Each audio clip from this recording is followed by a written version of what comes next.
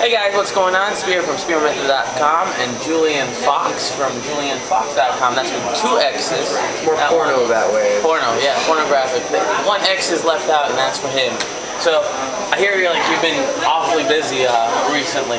I've definitely been busy. I'm not going to say I've been like productive busy, but I've been busy with Pussy, which has been a beautiful thing. I have to say that I've been on like one of like you've caught me in the midst. That's why my hair's all crazy right now. You've caught me in the middle of one of my great rampages. I have ruined at least 7 girls' lives in the last 2.5 weeks, and it's a beautiful thing. I haven't been sleeping well, and I haven't been working, but I don't care because it's been just absolutely amazing. So you're getting the results in the business side of things, right? In the women's side of things, and you're like all over the place in the business side. You haven't had time for that. Well, because I know you know that if you are on one of those streaks or one of those rampages with ladies, it's actually extremely time consuming. But yeah, it takes your whole life up, right? You're like with women all the time, and then like you have no time for nothing. I came up with like a theory to mathematically cut women out of my life for it. So right. Okay. Well, kind of funny. There you go. Because you see a lot of time, like pickup artists, like are selling like the concept of selling products. They're basically saying, oh, achieve this amount of success with women and this many women in only 5 minutes a week or something. It's fucking bullshit. Man. Okay, you gotta walk. I don't even walk girls to the bus stop that's near my house. Okay, I'm just like take a left, then take a right, and still it's extremely time consuming because you lose the next day, or you might have been drinking the night before. You're up all night. Right, you sleep during the day. 3 minutes of sex that takes if you're having enough of it. 5 times 15 minutes. Right. Yeah. Exactly. Yeah. It starts to add up over time. So very cool. So what kind of tips can we give the guys out there to have that kind of success, or at least get to that level? Oh God, I mean, there's a million things, and there's so many different like areas. I mean, I would say that obviously, like everyone has their own individual issues that they need to work on. I've got my own that I'm still working on, but I would say the biggest thing is to figure out what those issues are for you, and then to try to either work with a great coach like yourself or myself, and that to help tailor solutions to fix those problems, because usually it's those kinds of sticking points or issues that are inhibiting you from having that level of success. So it's a kind of a general broad answer, but that would be like an overall sort of theory that I would so you wouldn't kind of recommend to like read everything. You kind of recommend to figure out what it is that's your problem and work on that stuff with a good coach.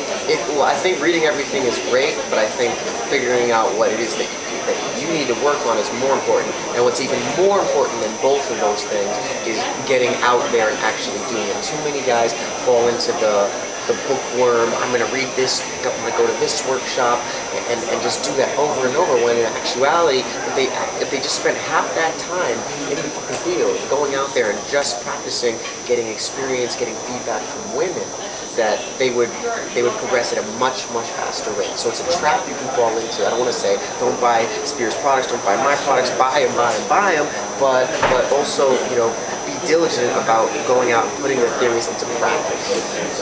Awesome. So you guys heard it here, right? Is you have to go and practice.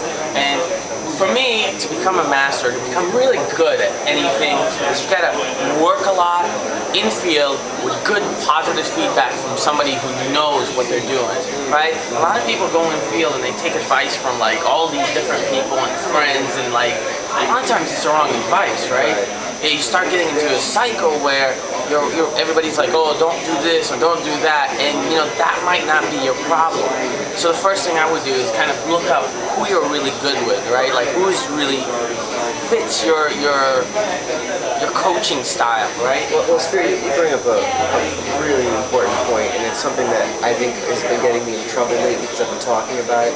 But what it sounds like you're talking about is something that I've been talking about recently, which is the fact that this industry, there's no barrier to entry. Anybody can throw up a web page and say, I'm a pickup guru, listen to me, here are my theories. That's it. And the problem is that, quite frankly, the majority of the quote-unquote self-proclaimed gurus in this industry, in my opinion, are complete fucking frauds. Oh, it's horrible. Complete fucking frauds. That all these theories, they're either rehashed fucking mystery map, that recycled, or they're just like bullshit that have they're not derived from experiences, successful experiences with women. So they're just sitting there in a boardroom thinking, oh, that sounds good, that sounds clever. That is the majority. Marketers are the majority of this industry. You need to beware of that. You need to make sure that you are working with coaches that have infield footage, that are proven in field, that are spectacular in field, and have shown their stripes.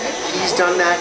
I've done that. I don't know who else, and it's the minority of the other guys teaching this stuff that have done that. So you want to be really, really careful about who you choose as a coach. Definitely. A lot of people out there are just putting out blogs, right? Of like, oh, you need to do this, and you need to do this, and it sounds very much like other people's material. The main thing is, like you said, is look for infield material and see who fits your scale. You know, like you definitely put some good stuff out there. I know I've definitely put some stuff out there. And there's very, very few people that are willing to show themselves in field to show that they really can do it and that their system works. If you see them in field and they're pulling this mystery method crap, it's not their stuff, right? So you really shouldn't go take a boot camp with them. You'd rather go take a boot camp with somebody who's invented a system, right? Yeah. So I would definitely recommend it. So anyway, I saw one of your products, which is pretty cool. It talks about texting. Right. And this is a huge part, right? After you get the number, what the hell do you do? And a lot of people have that problem. What the hell do I do after I get the number? So can you give them a quick tip to kind of like, you know, I wouldn't say, describe the book because there's so much stuff in there. You know, Right. like, It's 4 DVDs, it's 3 CDs, it's crazy. It's the product is called No Flakes, but I'll say that, give you a couple of some content from No Flakes. You get the number. I think one of the most common questions that guys ask is, how long should I wait to call or to text? Personally, I prefer texting a lot of the time because I find the principle that I worded a couple years ago, which is you want to encourage a response from her without requiring a response. That principle is a lot more easy to apply through text versus phone. Because if you call her up, she has an answer, and you leave a message, even if she didn't answer, you still lost a little bit of status there. Whereas conversely, if you text, you don't ask a question, it's a statement or it's something that's intriguing to her but doesn't require a response from her, and she doesn't respond, you don't actually lose any status. And so it's a really effective concept to apply to really anything that you're doing that's in the follow-up phase of game, follow-up being phone game, text game. So it's definitely like a passion of mine. It's not the main sort of thing that I do, but I felt like it was something that hadn't been really addressed in depth yet in the community. So me and my friend Vin came out with this product last year, and it's gotten a lot of great reviews. So it's awesome, and that's most people's problem. Is what the hell do I do after I get the number?